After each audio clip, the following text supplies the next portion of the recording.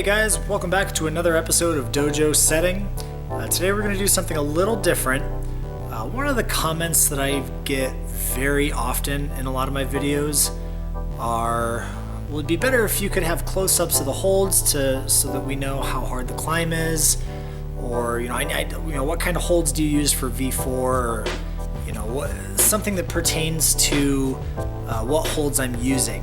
While I was editing this video, I realized I didn't really do a good job explaining my argument.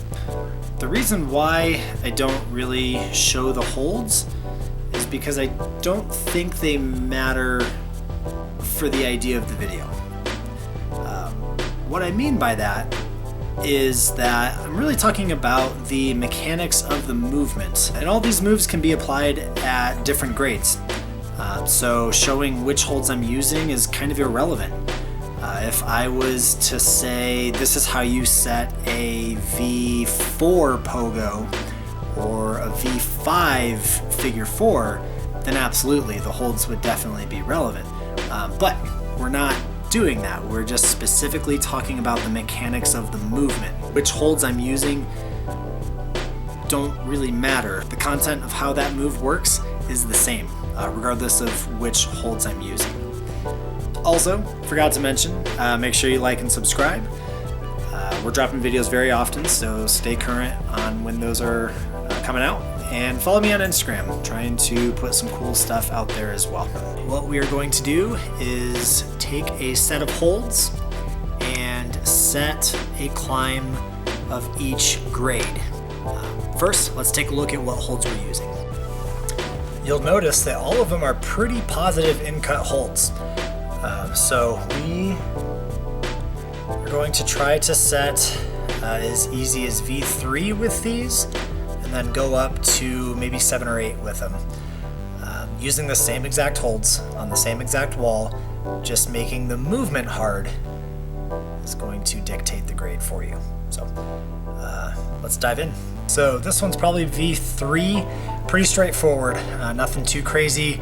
Everything's pretty down pull, pretty simple.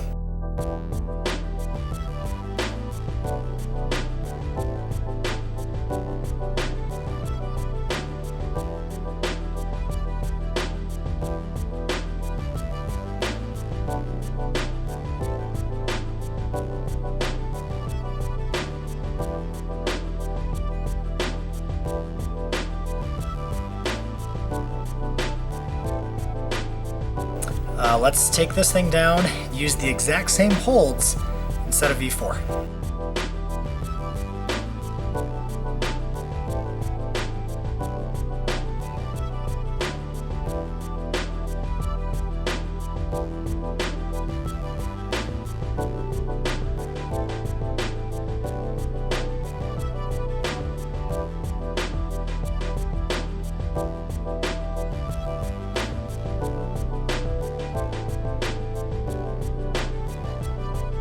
About V4, nothing too crazy as well. A little bit more shouldery, but pretty straightforward. So let's strip it, let's set V5, same holds.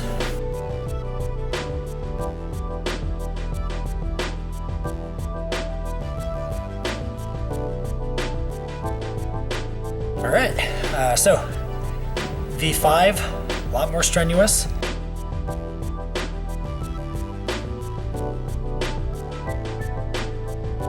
You'll notice that because the holds are generally more positive, a lot of these boulders tend to be a little bit more powerful.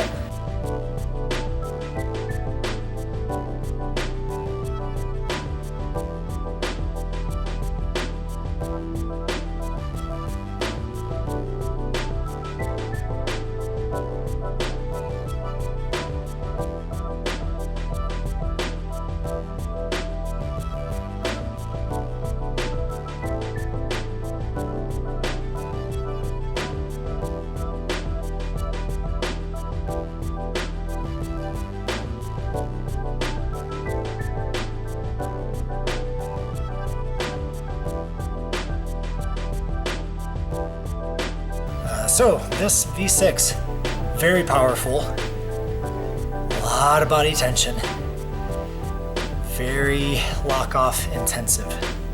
It's very difficult. let's move on to 7 and we'll go from there.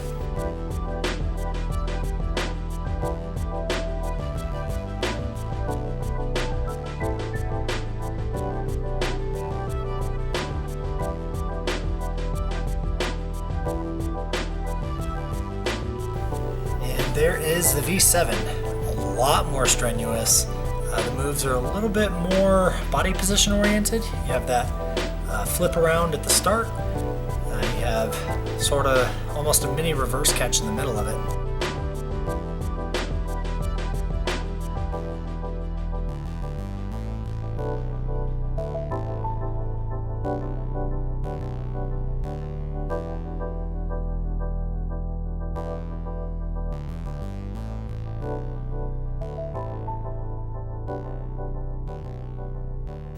So there are some boulders from V3 to V7 set with the same exact holds on the same exact wall.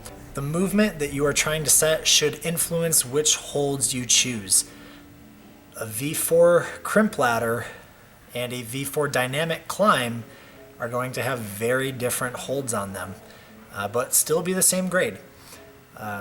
As we all know, grades are subjective, but I don't think anybody, any setter, any hold shaper, anybody who has spent a lot of time doing this looks at a hold and says that's a V4 hold. But all of them are V0 holds, all of them are V10 holds. It all depends on how you're using them. I hope this helped. Play around with the holds. If you're not, if a move's not working, maybe the hold needs to be a little better. Maybe it even needs to be a little worse. But the movement is going to determine which holds you need to use. Keep an eye out. We got a lot more coming, and we will see you next time.